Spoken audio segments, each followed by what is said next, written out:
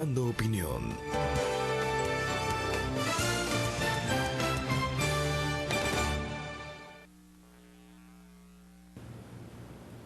Hola, yo soy el pastor Víctor Garduño y es un honor para mí estar aquí en su programa Doctrina Apostólica y queremos ver con ustedes y compartir hoy un tema que se llama Definiendo la Interpretación Apostólica. Se ha hablado mucho de la interpretación apostólica y como siempre nosotros sabemos que la gente piensa que todo el mundo tiene un poco de conocimiento en lo que es la interpretación. Y no es raro, ya que no hay quien pueda pensar que no puede interpretar la palabra de Dios, ya que cualquiera tiene la palabra. Pero yo quisiera en esta tarde, a la luz de la palabra, que nosotros pudiéramos mirar qué es la interpretación apostólica. Dice la palabra de Dios en el libro de Efesios, en el capítulo 1 y verso 16, dice: no ceso de dar gracias por vosotros, haciendo mención de vosotros en mis oraciones, pidiendo que el Dios de nuestro Señor Jesucristo, el Padre de gloria, os dé espíritu de sabiduría y de revelación en un mejor conocimiento de Él. Aquí nosotros vemos cómo el apóstol habla de un espíritu de revelación. Un espíritu de revelación y conocimiento que tiene que ver con el desafío de la revelación apostólica. ¿Por qué?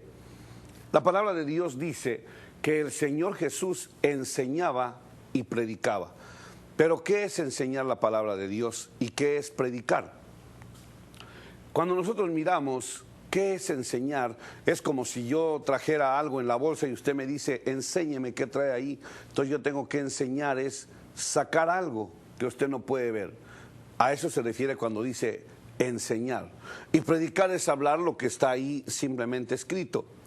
Y yo quisiera que miráramos en esta ocasión cómo es lo que el apóstol Pablo le dice a Timoteo, mejor dicho, y le dice en la segunda carta a Timoteo, en el capítulo 2 y versículo 15, le dice: procura con diligencia presentarte delante de Dios como obrero que no tiene de qué avergonzarse, como un obrero que traza bien la palabra de verdad. Y yo quisiera ver que esa responsabilidad que tenemos nosotros al trazar la palabra es lo que tiene que ver con lo que es la revelación de la palabra. Hay una cosa muy importante en el camino de Dios y son lo que tiene que ver con lo que nosotros llamamos la revelación. Cuando nosotros vemos la palabra revelación, es algo que nosotros sabemos que la palabra griega apocalipto, que tiene que ver con destapar algo, con enseñar algo. Y eso es a lo que se refiere la revelación apostólica. ¿Por qué? Hay una cosa muy importante que quisiera que todos miráramos nosotros. ¿Por qué es que viene un desafío de poder destapar algo, de poder mostrar algo de lo que el apóstol Pablo quiere? Cuando nosotros vemos cómo los fariseos y los intérpretes de la ley habían colisionado con lo que era la palabra, por sus mandamientos, por sus tradiciones y por sus costumbres, en el Evangelio de Mateo, en el capítulo 5 y verso 19, dice: cualquiera pues que anule uno solo de estos mandamientos, aun de los más pequeños, y así lo enseña a otros, será llamado muy pequeño en el reino de los cielos, pero cualquiera que los guarde y los enseñe, este será llamado grande en el reino de los cielos. Quiero que ponga mucha atención con esto. Dice: cualquiera que anule uno de estos mandamientos muy pequeños será llamado pequeño en el reino de los cielos, pero cualquiera que los guarde y enseñe a guardarlos será llamado grande en el reino de los cielos. Quiero que ponga mucha atención con esto. ¿Qué es eso de anular un mandamiento en la palabra de Dios? ¿Qué es anular un mandamiento? ¿Sabe? Una cosa que a mí me impresiona mucho en este pasaje es que nadie podría anular un mandamiento, por pequeño que sea, nadie podría anularlo. ¿Por qué? Porque no existe solamente una Biblia en todo el mundo. Es como, por ejemplo, en un país un presidente puede anular una ley por un decreto presidencial y en todo el país quedaría anulada, porque hay una constitución que puede ser cambiada. Pero en el caso nuestro, que existen Biblias por todo el mundo, nadie podría anular un solo mandamiento de la palabra. Pero ¿qué es lo que quiere decir la palabra griega cuando dice: el que anule uno de estos mandamientos es una palabra, bueno, no tiene caso que le diga cómo es la palabra griega, pero lo que quiere decir la palabra es que cualquiera que declare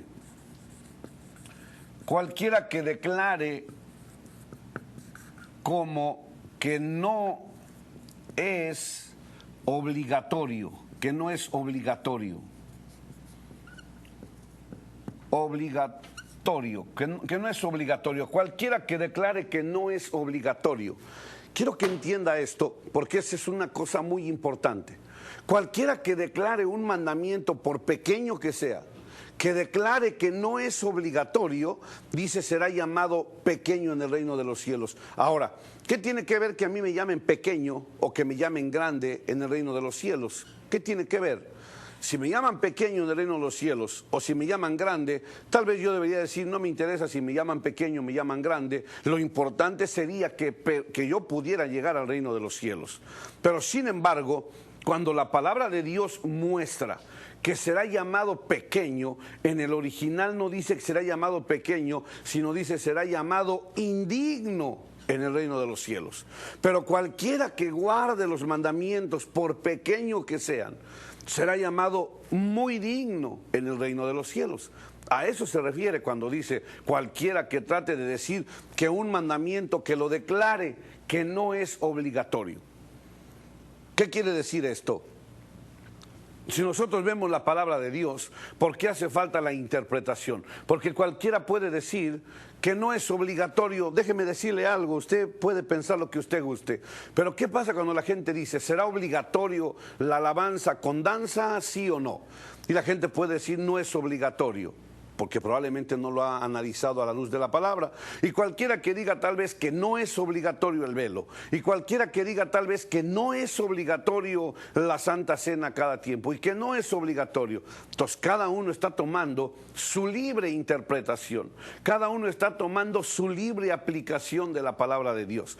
Y ese es el error que se comete, en que la gente no está entendiendo lo que es el espíritu de revelación y de sacar a la luz las cosas. ¿Por qué? Porque, le repito, Jesús dijo, de los escribas y fariseos les dijo, cualquiera que invalide o que anule, pero en la palabra griega dice cualquiera que declare que no es obligatorio un mandamiento, por pequeño que sea. ¿Por qué? Hay una cosa muy importante. Todo esto tiene que ver con algo que a todos nos atañe. Usted ha oído lo que la gente dice, que esto es la ley y esto es la gracia. Pero ¿quién podría definir qué es ley y qué es gracia? ¿Quién podría decir esto es la ley y esto es la gracia? ¿Quién? Por ejemplo, cuando le dieron a Moisés la ley en los mandamientos, dice, amarás a Dios con todo tu alma, con toda tu mente y con todas tus fuerzas. La pregunta es, como eso es la ley y ahora estoy en la gracia, ¿ahora lo puedo amar con menos intensidad? ¿O ahora no es obligatorio amarlo? ¿O qué es lo que nos corresponde? O si la ley dice no matarás, pero como yo estoy en la gracia, ¿qué sí puedo matar? O si la ley dice no codiciarás a la mujer de tu prójimo, pero como estoy por la gracia, ¿qué voy a hacer? ¿A quién se le ocurrió determinar esto es ley y esto es gracia? La palabra de Dios dice que no estamos bajo la ley del pecado y de la muerte, es decir, que no estamos bajo la ley que manda que muera el que ha pecado, sino que ahora estamos bajo la gracia de que el que se arrepiente y que se aparta alcanza misericordia. Jesús dijo, vete y no peques más, no sea que te venga algo peor, pero no está diciendo que como ya estamos bajo la gracia las cosas se pueden hacer así simplemente, sino que es donde entra la responsabilidad nuestra, donde nosotros no podemos hacer nosotros que estas cosas sigan sucediendo. ¿Por qué? Hay una cosa muy importante que tiene que ver con lo que el Señor quiere que nosotros miremos. Por ejemplo, cuando nosotros miramos a la luz de la palabra de Dios, que nosotros vemos qué es la palabra que nosotros queremos dar. Entonces dice el pasaje que acabábamos de leer en el libro de Efesios, que Él quiere que sea dado un espíritu de sabiduría y de revelación en un mejor conocimiento. Ahora, eso me enseña a mí que tiene que ver con un ambiente realmente en el que nosotros podríamos estar desarrollando. ¿Por qué? Quiero que vea usted que es muy importante esto. Tiene que ver con la revelación, tiene que ver con la sabiduría y tiene que ver con el conocimiento. Pero ahora viene la definición para nosotros. ¿Cuál sería la sabiduría y cuál sería el conocimiento? Porque es obviamente que toda la gente piensa que puede tener la sabiduría, pero si nosotros entendiéramos que el Señor dejó los 5 ministerios, deberíamos de comprender también nosotros por qué es que el Señor los ha dejado. Yo quisiera marcarle alguna base que nos puede mostrar la palabra de Dios con respecto a esto. Hay una de las cosas muy importantes que nosotros podemos ver que nos marca la palabra de Dios. ¿Por qué? Porque cuando nosotros no miramos esto, nos va a llevar a algo que es muy importante. En la primera carta a los Corintios, quiero que se grabe esto, primera carta a los Corintios capítulo 4 y versículo 5, dice la palabra de Dios: por tanto, no juzguéis antes de tiempo, sino esperad hasta que el Señor venga, el cual sacará a la luz las cosas ocultas en las tinieblas, y también pondrá de manifiesto los designios de los corazones, y entonces cada uno recibirá su alabanza de parte de Dios.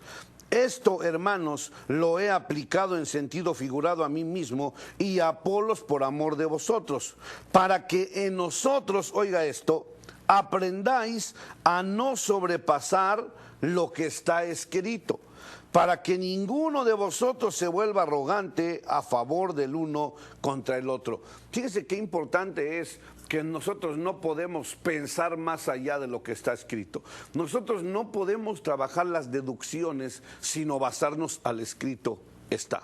Y cuando nosotros nos basamos en el escrito está, es que nosotros podíamos mirar algo muy importante. Entonces, nosotros vemos que el Señor habló del espíritu de revelación, de sabiduría y de conocimiento. Pero yo quisiera que miráramos algo. Cuando viene la palabra de la revelación de parte de Dios, tiene que ver algo con la iluminación. La iluminación que el Señor nos regala. El Señor nos regala la iluminación de algún versículo. Inmediatamente viene, punto número 2, la revelación de ese versículo. ¿Por qué? Porque la palabra de Dios dice que toda la escritura fue escrita por hombres que fueron iluminados por el Espíritu Santo. Entonces la iluminación no tiene que ver con lo que yo creo, la iluminación tiene que ver con lo que dice la palabra de Dios. Que esos hombres escribieron la palabra de Dios iluminados por el Espíritu Santo. Otra versión dice inspirados por el Espíritu Santo. Entonces nosotros vemos que viene una tercera parte. Si yo tengo la iluminación del texto y tengo la revelación, el rema de esa palabra, entonces viene una tercera parte que se llama la investigación. ¿Por qué la investigación? Quiero que ponga mucha atención con esto. El libro del profeta Daniel dice que él se dispuso a investigar. Dice, investigando o leyendo. En el libro del profeta Jeremías dice, pude entender acerca de los tiempos. Quiere decir que nosotros tenemos una responsabilidad en cuanto a la investigación que debemos desarrollar. ¿Por qué? Hay una cosa muy importante. Y es la que nosotros depende, ¿qué vamos a hacer con la palabra de Dios? Nosotros no podemos hacer con la palabra de Dios lo que pasó con los escribas y los fariseos. ¿Por qué?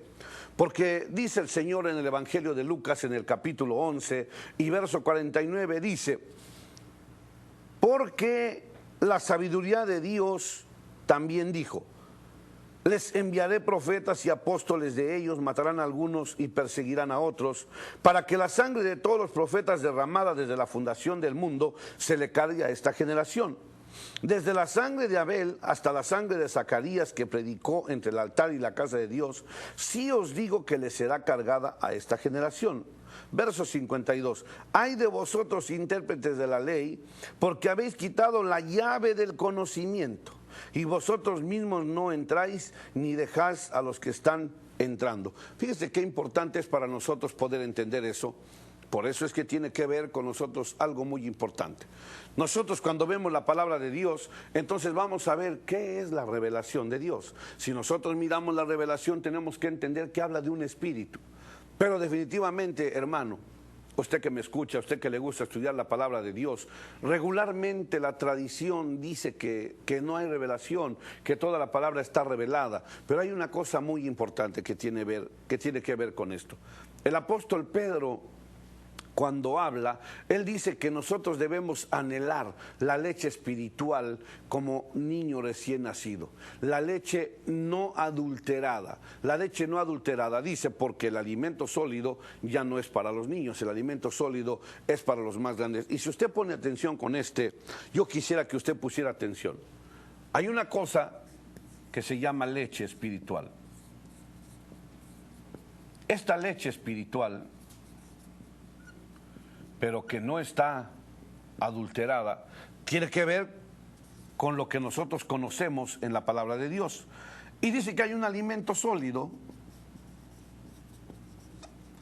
Alimento sólido. Y alimento sólido en la palabra de Dios vemos dos cosas a saber. La carne, cuando se habla de alimento, y el pescado, cuando se habla de un alimento que es en la palabra de Dios. ¿Qué quiere decir? Que el alimento sólido tiene que ser una persona que esté dispuesta a probarlo, a evidenciar que es un buen alimento, a entender que es un buen alimento. ¿Por qué? Porque cuando nosotros no lo podemos ver de esa manera, nos vamos a dar cuenta nosotros qué tipo de alimento estamos dando. Pero cuando sabemos que es el que estamos dando, cuando sabemos que ese es el que queremos, vamos a poder entenderlo de la siguiente manera. Cuando usted mira, la leche espiritual es el escrito está. La leche espiritual no adulterada, sin ninguna interpretación, sin ninguna aplicación, es la leche espiritual no adulterada. Es una leche que no tiene nada que ver con lo que la gente piense o no. Simple y sencillamente tendrá que ver con lo que está escrito. Y eso es para un recién nacido que tendrá que leer, porque eso es lo que le va a ir dando un crecimiento. No estar pensando en interpretarla, no estar pensando en qué es lo que quiere entender, sino que simplemente va a ir leyendo y leyendo y leyendo. Ahora, viene un segundo punto. Viene el alimento sólido. Uno es carne y uno es un pescado. La carne tiene que ver con la interpretación que nosotros le damos a la palabra de Dios. Si nosotros le damos una cierta interpretación a la palabra de Dios, quiere decir que es nuestra responsabilidad. Por eso es que usted oye que hay gente que dice, aquí sí dan carne. Bueno, hay que tener cuidado porque esa carne es la interpretación que se le va a dar a la palabra de Dios. Y claramente nosotros podemos ver que la palabra interpreta la propia palabra de Dios. ¿Por qué? Porque uno de los errores que cometían los fariseos tenía mucho que ver con la interpretación que ellos daban de la palabra. El Señor Jesús les dijo, ustedes han anulado la palabra verdadera por sus tradiciones, por sus costumbres, por sus mandamientos de hombre. Es decir, la interpretación que ellos le daban a la escritura, la fueron cambiando de una manera diferente. Y nosotros no podemos hacer eso porque entonces estaríamos quitando la llave del conocimiento. Entonces la carne tiene que ver con la interpretación. Y luego el pescado, que es lo más delicado, es la aplicación que nosotros le damos a la palabra de Dios. La aplicación que la palabra de Dios tiene para algún pasaje bíblico. Por ejemplo, déjeme decirle algo, ¿por qué nosotros si vemos que la palabra de Dios habla de los misterios de la palabra, nosotros por qué lo queremos hacer fácil? ¿Por qué queremos hacer fácil un misterio? ¿Por qué quisiéramos aplicar un misterio fácil? Si la palabra de Dios dice que hay un misterio, nosotros tenemos que entender que si ahí dice misterio, es un misterio. Pero ¿por qué lo quisiéramos hacer fácil? ¿Por qué quisiéramos decir que no es algo tan oculto ni misterioso, sino que lo queremos hacer fácil? ¿Por qué? ¿O por qué queremos hacer difícil algo que es tan sencillo? Un ejemplo cualquiera que se me viene a la mente, cualquier ejemplo sencillo que se me viene a la mente, donde el apóstol Pablo habla y dice, en la primera carta a los Corintios, donde establece lo que comúnmente le llamamos nosotros la Santa Cena, y lo que Corintios le marca la Cena del Señor. El apóstol Pablo dice que el que haga eso, la muerte del Señor anuncia.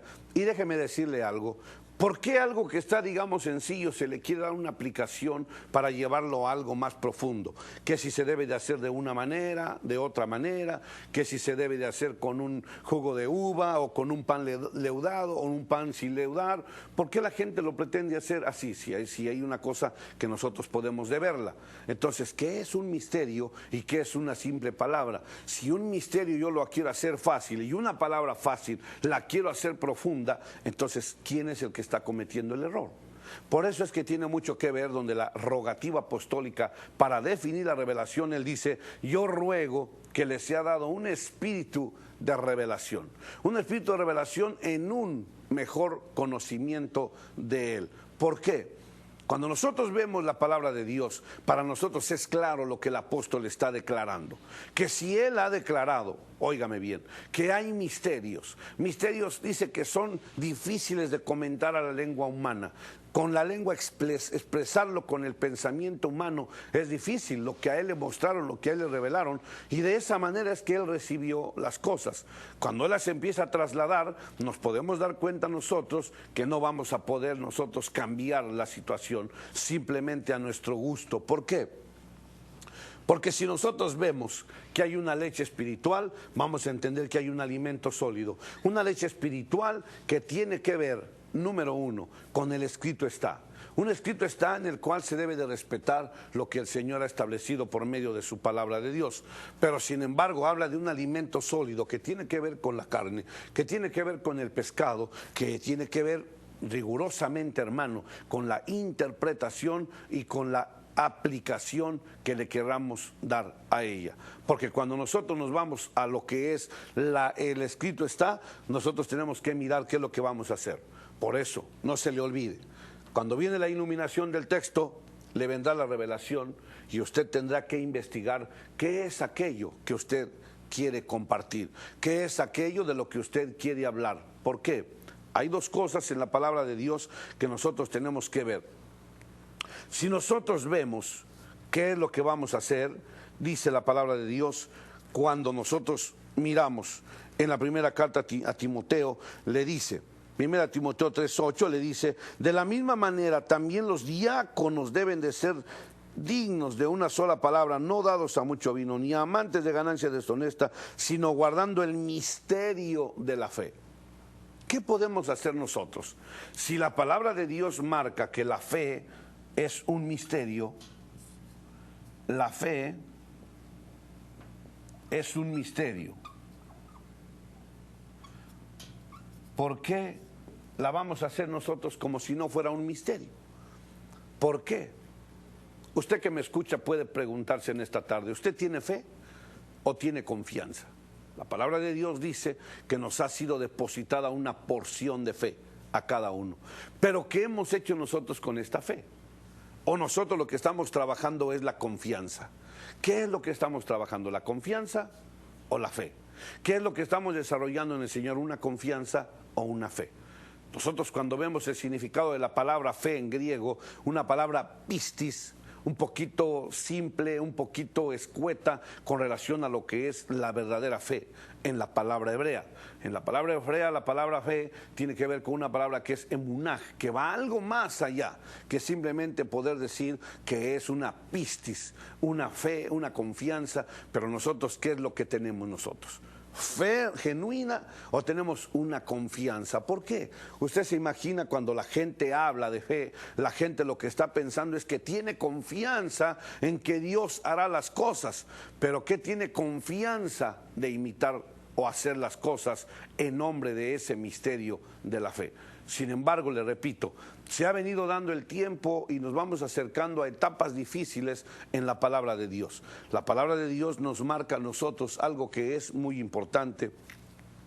En cuanto a estas cosas, cuando el Señor Jesús nos habla y nos alerta de todas estas cosas, ¿por qué? Porque si nosotros se nos olvida un poquito, ¿qué es la interpretación? ¿Qué es poder ver esto? ¿Qué es nosotros poder, hermano, tener la iluminación, la revelación y la investigación?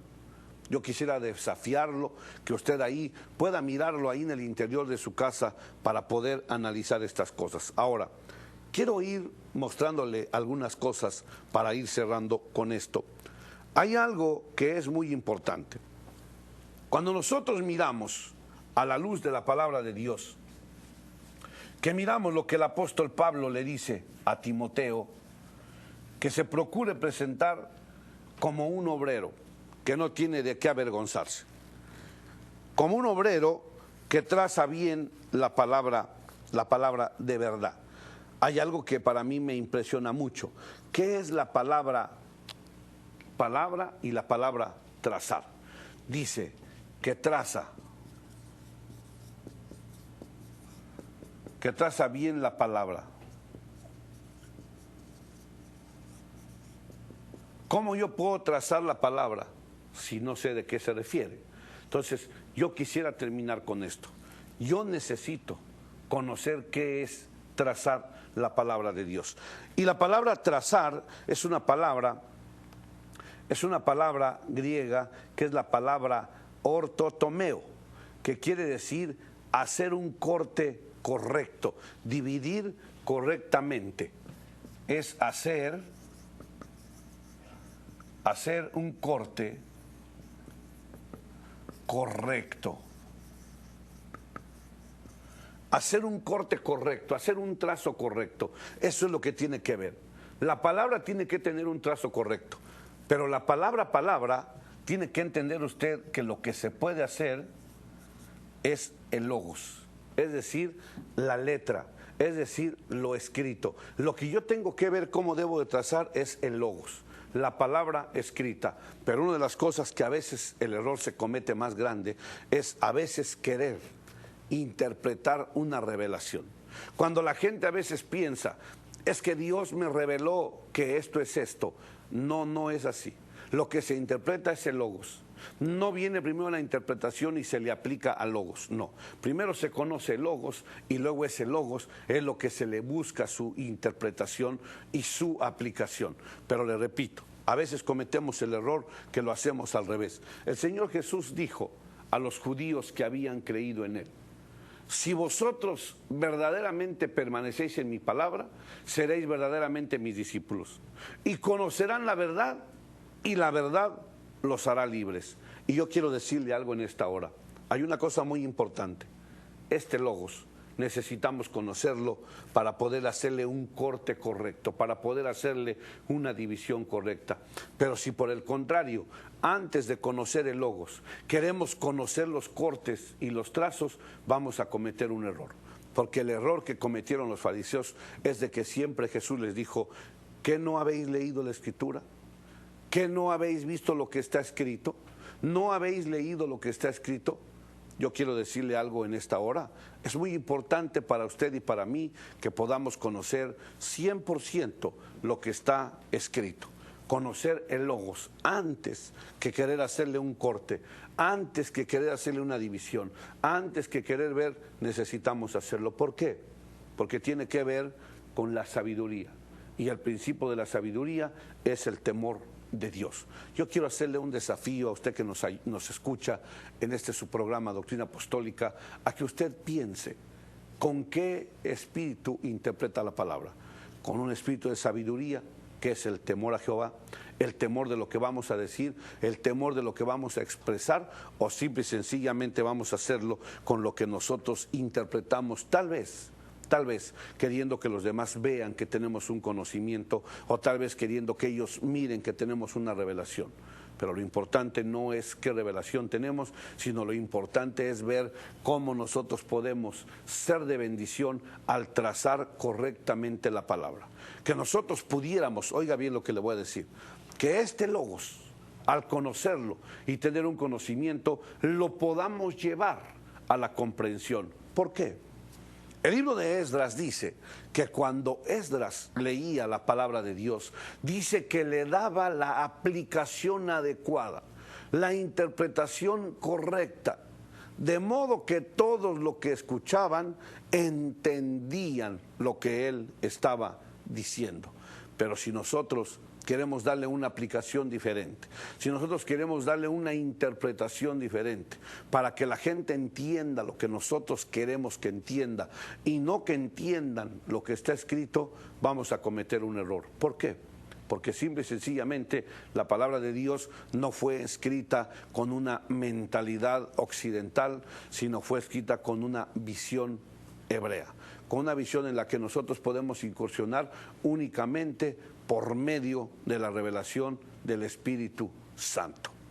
Así de que yo quiero decirles, yo soy su amigo, el pastor Víctor Garduño, y queremos darle las gracias por estar con nosotros en este su programa Doctrina Apostólica. Hasta la próxima, que Dios lo bendiga.